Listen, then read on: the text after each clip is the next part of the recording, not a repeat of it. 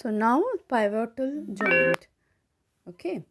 The joint where our neck joins the head is a pivotal joint. Either you say pivotal or you say pivotal joint. Okay.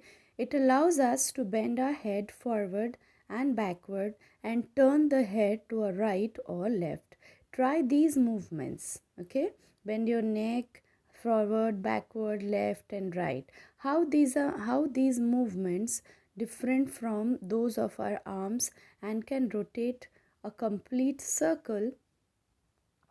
Okay, this can rotate a complete circle in its ball and socket joint. In the pivotal joint, cylindrical bones rotates in a ring. Okay, so this is a pivotal joint, children. So in the pivotal joint, you are able to bend your neck in the forward, backward, left and right directions. So the joint is present here between the head and the neck. Okay, so here also there is a cylinder. Now you see how you can rotate your head in all the directions. So this is because of the pivotal joints. Moving to hinge joint.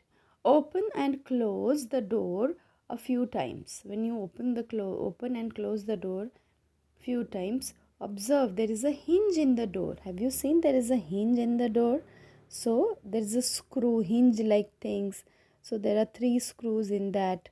So there is a hinge in the door and they allow the door to move back and forth.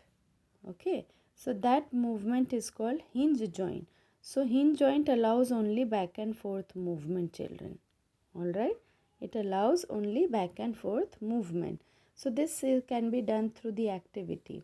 Let us look at the kind of movement allowed by a hinge. Make a cylinder with cardboard or thick chart paper as shown in the figure 8.5. Attach a small pencil to the cylinder by piercing a cylinder at the center as shown. Make a hollow half cylinder from the cardboard such that the rolled up cylinder can fit inside it easily.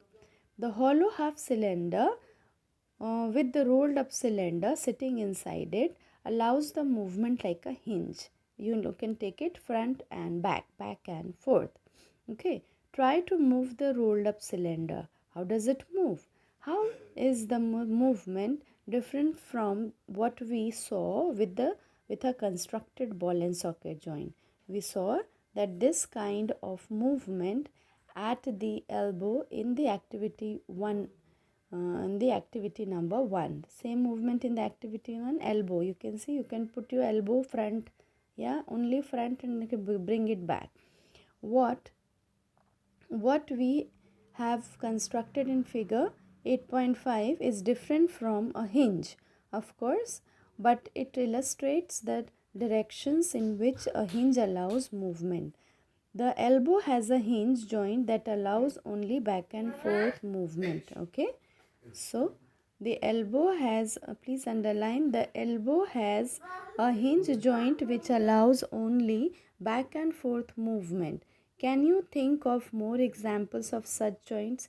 So elbow, you can bring your fingers towards the shoulder and bring it back. So you can bend your elbow only in one direction. Can you bend it in the other direction? No, because of the hinge joint, and hinge joint is present in the elbow. Okay, so today we are going to do till hinge joint. Okay, children.